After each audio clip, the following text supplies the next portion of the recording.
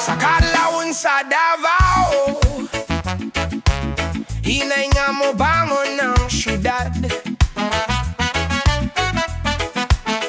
Ang kahayag sa adlaw mo sidlak gikan sa likod sa bukid Apo. Gitabonan sa panganod ang tumoy nini, burag tinagungagi ampingan sa yuta syukad. Bakan ni hadto